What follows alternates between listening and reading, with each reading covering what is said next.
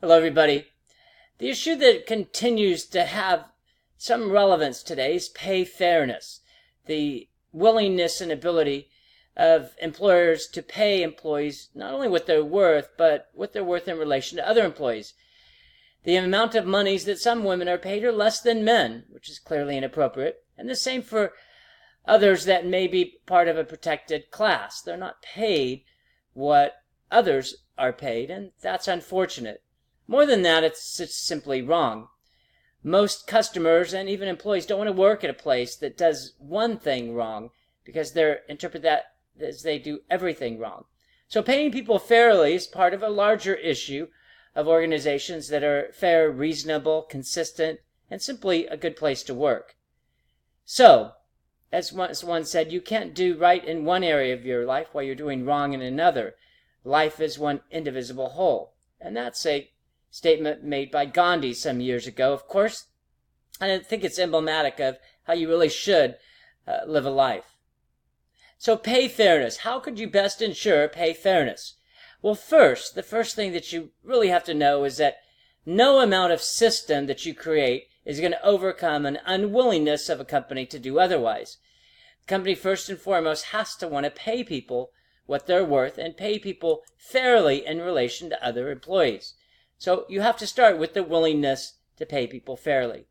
And so once you overcome that hurdle of paying people fairly and their willingness to at least try, the second, third, and fourth, and fifth aspects can fall into place. So, second is the jobs have to have the same broad range. So within each job, whether it's an administrative job, a managerial job, whether it's a production or manufacturing job, those jobs should be grouped according to a classification, which means they have similar knowledge and skills and abilities and tasks. So you put them in the same range. And then within that range, you have to evaluate each employee on the same criteria. So if you're in a production category, then anybody who has that job is going to be evaluated using the same mechanics, the same system.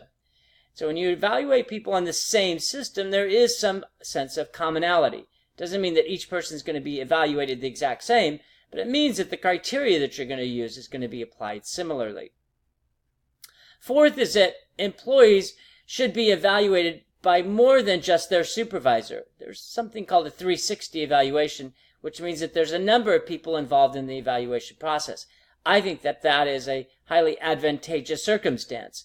And so, as part of the 360 evaluation, you should receive information from a supervisor, coworker, subordinates, and also customers where appropriate. When you have all this information gathered together into an evaluation, it's much harder for one person to control the outcome of an evaluation. Instead, it's going to be difficult for, in this case, a supervisor to give somebody a poor evaluation if their subordinates, if their coworkers, and also their customers all say that this person is a shining example of an near-perfect employee. So that helps balance out the approach that you take on evaluations. Next is that managers should also be evaluated on how they evaluate subordinates. And this gives you a chance for the organization to look at all of the evaluations a manager does, and then you can start comparing to make sure that there is fairness. And if in this case, there may be instances that arise that may showcase a supervisor being less than fair, especially when you have quite a bit of information to the contrary about an employee's performance. And if they're rated lower by a manager, then that may highlight some of the issues. And lastly, one aspect that I found highly advantageous is where appropriate, managers and employees should be rotated. So if you have 2 or 3 or 4 supervisors that supervise the same type of employees, then over time you may want to rotate those employees among the supervisors. And that may allow you to see differences in evaluations and also patterns. So what we've talked about is really systems that you can create that help you not to at least help the employee believe that they're being evaluated fairly, but also help the employer to see if there's any patterns that may be dangerous or certainly suspect. So you have to start with an organization that wants to pay their employees fairly. Secondly, you have to have jobs that have the same broad range. Third is that employees with each job are going to be evaluated on the same criteria.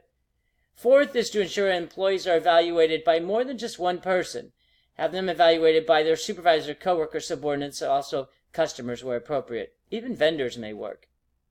Fifth is that managers should be evaluated on how they evaluate subordinates. You should, as an organization, ensure that the managers present all their evaluations that they've done on their employees, and that goes to HR or higher level manager, and you can look for patterns in that regard. And lastly is that where appropriate, you should rotate managers and employees so that they're evaluated by different people. This all goes a long way to ensure pay fairness. And I'll reiterate an important part. You cannot do good in one area of your life while you're committed to doing bad in another. Life is one indivisible whole, as Gandhi said. Therefore, if you're unfair in the way you pay people, you're unfair in the way that you treat customers, vendors, and nearly anybody else you come in contact with. Pay your employees fairly, and your organization will be looked at as fair as well. Thanks, everybody. Enjoy the day.